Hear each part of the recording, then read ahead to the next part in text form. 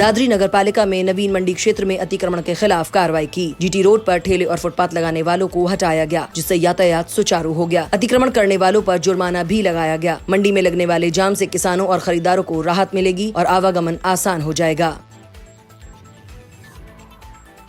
Greater Noida में उस समय दर्दनाक हादसा हुआ जब ब्लूम इंटरनेशनल स्कूल की बस वेस्ट कोर्ट चौक के पास डिवाइडर से टकरा गई। बताया गया कि बस में 15 से 20 छात्र सवार थे। हादसा होते ही बच्चे चीखने लगे। हालांकि इस हादसे में सिर्फ बस चालक को मामूली चोटें आई हैं। घटना की सूचना मिलने पर पुलिस मौके पर पहुंची और मामले की जांच शुरू कर दी। नोएडा से सरेआम गुंडागर्दी का मामला सामने आया है। यहाँ एक शख्स ने बीच सड़क पर स्कूटी सवार को थप्पड़ लात घूंसे से पीटा। घटना का वीडियो सोशल मीडिया पर वायरल हो रहा है। दूर से बनाए गए वीडियो में शख्स स्कूटी सवार को पीटता हुआ नजर आ रहा है। वह लगातार अभद्र भाषा का प्रयोग भी कर रहा है। वायरल वीडियो सेक्टर 121 का बताया जा रहा है। दनकौर क्षेत्र में अवैध खनन की सूचना पर प्राधिकरण टीम पर हुए हमले के बाद जांच में लापरवाही पाए जाने पर जगनपुर चौकी के पूरे स्टाफ को निलंबित कर दिया गया है। जांच एडीसीपी ग्रेटर नोएडा सुधीर कुमार को सौंपी गई है। पुलिस कमिश्नर के निर्देश पर यह कार्रवाई की गई। 3 अन्य पुलिसकर्मियों को निलंबित किया गया। नोएडा में दिल्ली हरियाणा से नोएडा इंटरनेशनल एयरपोर्ट तक जाने वाले ट्रैफिक को आसान बनाने के लिए 2 एलिवेटेड रोड को जोड़ा जाएगा। यह कनेक्शन दिल्ली एम्स इंटरचेंज की तरह होगा। चिल्ला एलिवेटेड रोड और पुश्ता सेक्टर 94 रोड को जोड़ा जाएगा। इस प्रोजेक्ट से लाखों वाहन चालकों को फायदा होगा और नोएडा एक्सप्रेसवे पर ट्रैफिक कम होगा।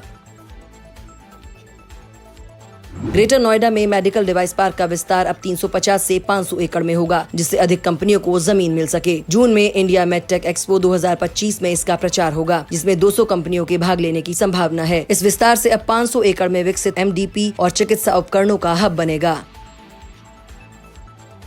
उत्तर प्रदेश के ग्रामीण परिवारों के लिए एक बड़ी खुशखबरी है। प्रधानमंत्री आवास योजना के तहत गरीब परिवारों को पक्का मकान मिलेगा। चयनित परिवारों को आयुष्मान कार्ड, बिजली कनेक्शन और गैस सिलेंडर भी मिलेगा। इस महत्वाकांक्षी योजना का लाभ उठाने के लिए इच्छुक परिवार 15 अप्रैल तक आवेदन कर सकते हैं। यह योजना गौतम बुद्ध नगर जिले में लागू है।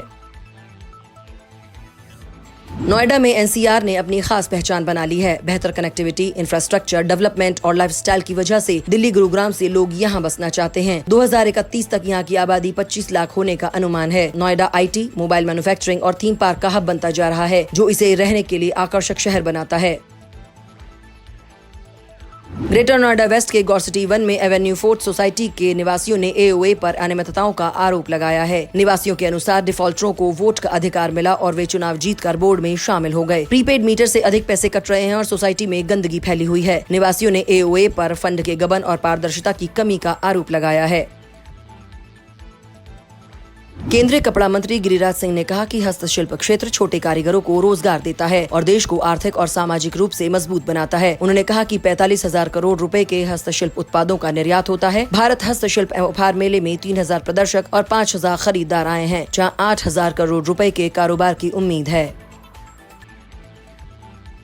सेक्टर 100 के सेंचुरी अपार्टमेंट और सेक्टर 47 से गुजरने वाली सड़क पर लगे बैरिकेड की चपेट में आने से 9वीं क्लास की छात्रा का पैर टूट गया। बताया जा रहा है कि बैरिकेड की वजह से बहुत कम जगह बची थी। बच्चे उसे पार कर रहे थे, इसी दौरान एक बैरिकेड गिर गया। आरोप है कि ट्रैफिक पुलिस की लापरवाही की वजह से यह हादसा हुआ।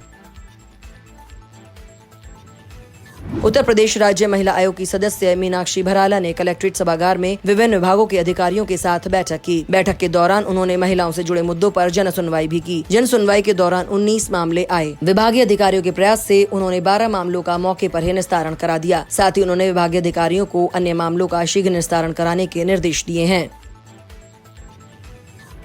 चाइल्ड PGI में मरीजों की जांच और उपचार पर अध्ययन से दुर्लभ रक्त समूह वाले मरीजों का सटीक उपचार संभव हो सकेगा। शुरुआती नतीजे सकारात्मक रहे हैं। शोध के अंतिम नतीजे सितंबर में आएंगे। चाइल्ड PGI में थैलीसेमिया, ब्लड कैंसर आदि के 400 से अधिक मरीजों का उपचार चल रहा है। ग्रेटर नोएडा की दादरी थाना पुलिस ने गौ तस्करों के खिलाफ बड़ी कार्रवाई की है। दादरी बाईपास पर चेकिंग के दौरान पुलिस ने बिना नंबर प्लेट की मोटरसाइकिल को रोकने की कोशिश की तो बदमाशों ने पुलिस टीम पर फायरिंग कर दी। पुलिस की जवाबी कार्रवाई में एक बदमाश के पैर में गोली लग गई। घायल बदमाश को इलाज के लिए अस्पताल भेजा गया है। फरार हुए दूसरे बदमाश की तलाश में कॉम्बिंग ऑपरेशन जारी है। नोएडा ने गुरुवार को अपना 49वां स्थापना दिवस मनाया। इस अवसर पर लोगों को ठंडा पानी उपलब्ध कराने के लिए वाटर ATM खोला गया। यह ATM CSR फंड के जरिए सेक्टर 24 के पास ESI अस्पताल के पास खोला गया। इसका उद्घाटन नोएडा प्राधिकरण के CEO लोकेश M ने किया। इस वाटर ATM की क्षमता करीब 1200 लीटर प्रति घंटा है। किसान एकता महासंघ के कार्यकर्ताओं ने राष्ट्रीय अध्यक्ष रमेश कसाना के नेतृत्व में यमुना औद्योगिक विकास प्राधिकरण को ज्ञापन सौंपा। इस दौरान संगठन के प्रदेश अध्यक्ष राकेश चौधरी ने बताया कि संगठन की ओर से 30 जुलाई 2024 को दनकौर अनाज मंडी में हाई मास्क लाइट लगाने की मांग की गई थी, जिसे मंजूरी मिल गई है, लेकिन प्राधिकरण ने 9 महीने के बीतने के बाद भी लाइट लगवाने की प्रक्रिया शुरू नहीं की गई। नोएडा इकाई की एक अहम बैठक में देश में डीजल, पेट्रोल और रसोई गैस की बढ़ती कीमतों पर चिंता जताई गई और कहा गया कि लगातार बढ़ती महंगाई से आम लोग परेशान हैं। ऐसे में केंद्र सरकार और राज्य सरकार को महंगाई पर काबू पाने पर ध्यान देना चाहिए। बैठक में इस बात पर भी गहन चर्चा हुई कि अमेरिकी राष्ट्रपति डोनाल्ड ट्रंप द्वारा भारी ट्रैफिक लगाए जाने का व्यापार पर क्या असर पड़ेगा। डीएम मनीष कुमार वर्मा के निर्देशानुसार जिला कार्यक्रम अधिकारी पूनम तिवारी के नेतृत्व में जिले के आंगनबाड़ी केंद्रों एवं विभिन्न सामुदायिक स्थलों पर योग एवं फिटनेस सत्र आयोजित किए गए, जिसमें बच्चों, महिलाओं एवं स्थानीय नागरिकों ने बढ़ चढ़कर हिस्सा लिया। इन गतिविधियों का उद्देश्य लोगों में शारीरिक स्वास्थ्य के प्रति जागरूकता बढ़ाना तथा संतुलित जीवन शैली को बढ़ावा देना था। बंगेल स्थित प्रसूति अस्पताल अभी भी पूरी तरह से चालू नहीं हो पाया है। करीब 1 महीने पहले अस्पताल के लिए 7 डॉक्टरों की नियुक्ति की गई थी, लेकिन अभी तक सिर्फ 2 ने ही कार्यभार संभाला है। सीएमओ डॉक्टर नरेंद्र कुमार ने बताया कि जिन डॉक्टरों ने कार्यभार संभाला है वे काम कर रहे हैं। नोएडा ने यूपी के शहरों में अपनी अलग पहचान ही नहीं बनाई है, बल्कि इसे शो विंडो के तौर पर भी जाना जाता है। किसी भी शहर के लिए जरूरी परिवहन, शिक्षा, चिकित्सा, सड़क, बिजली, पार्क और जीवन शैली के सभी संसाधन यहाँ मौजूद हैं। प्राधिकरण के मुताबिक 2031 तक नोएडा की कुल आबादी करीब 25 लाख हो जाएगी। इसी को ध्यान में रखते हुए यहाँ विकास परियोजनाएं की जा रही हैं।